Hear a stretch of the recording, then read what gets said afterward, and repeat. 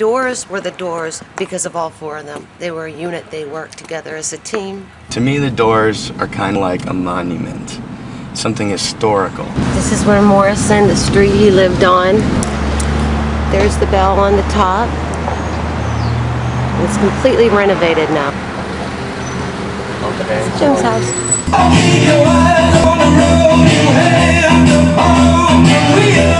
We're gonna go there next. That's the country store, but this is the view they had from their house.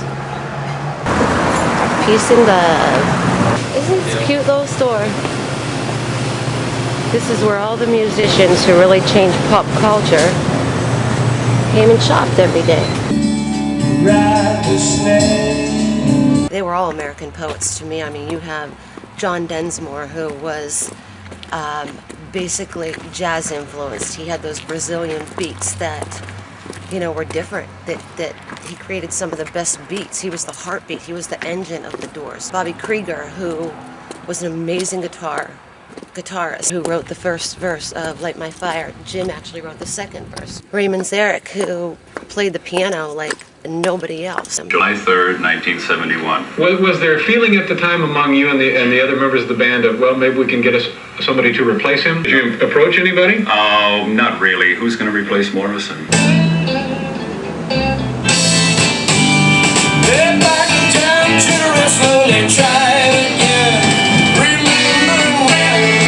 Then you have Jim, poet, songwriter, amazing frontman. So all four of them, it's not just Jim Morrison's face.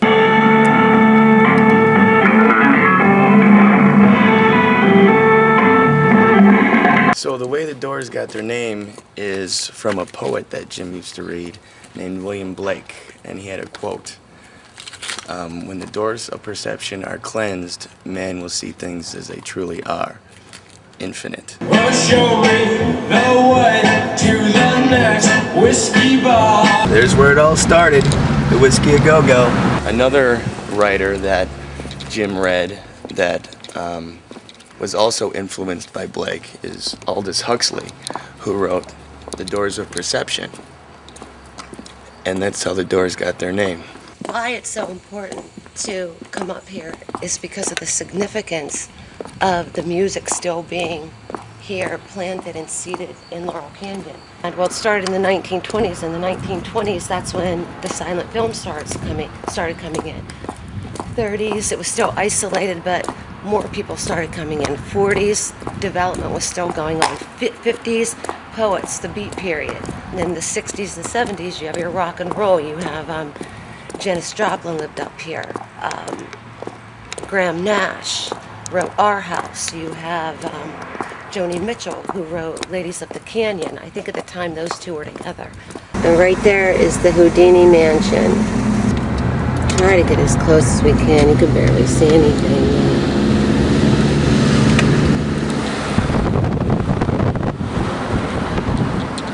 Are you guarding it? No, there's a wedding going on. Oh, they're having a wedding there? And the importance of it is the Houdini Mansion still keeps music alive to date. Rick Rubin, who discovered Def Jam, he owns the Houdini Mansion right now. And some of our biggest artists today, Red Hot Chili Peppers, Black Crowes, Chris Cornell from Audioslave, Marilyn Manson, who, of course, he's into shock rock. Where'd he get it from? Jim Morrison. He was inspired by Jim Morrison. So they record their records there. Supposedly it's haunted. They say that when they record records up there, strange things happen.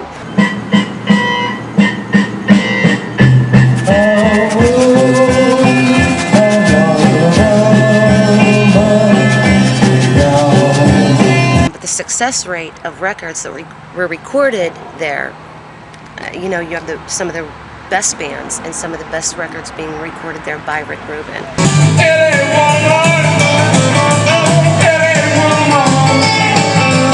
Nostalgic feeling of the music that was once and still is in Laurel Canyon. It's still here, it's still alive. Hello, I love you, won't you tell me your name? Hello, I love you, let me jump in your game. You might not be a Doors fan, but do you like U2? Do you like Patti Smith?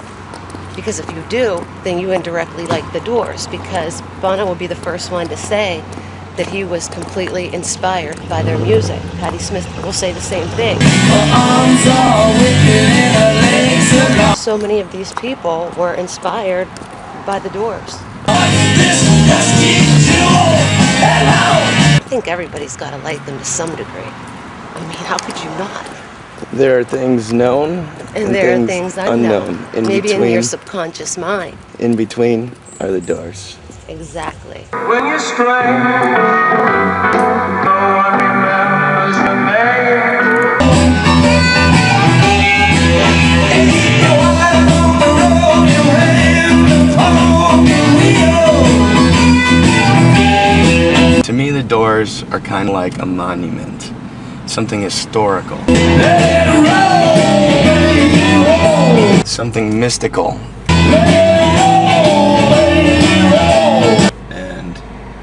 And their music is timeless.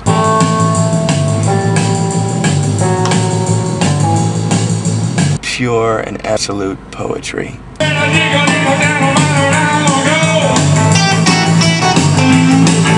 Tim, when we get back, are you going to sing your favorite Doors song? Sure, I'll sing them all for you.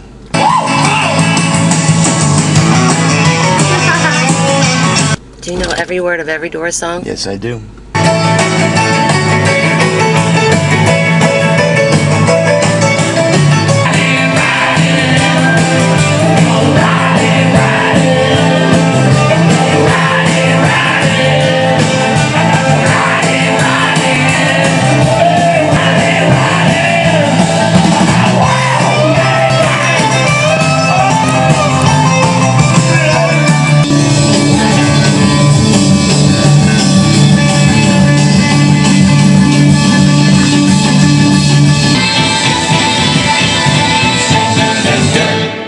Overall travel right down through here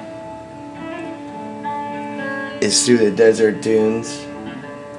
It's all natural up through here, and up here is going through the storm, the riders in the storm, and you go to your journey.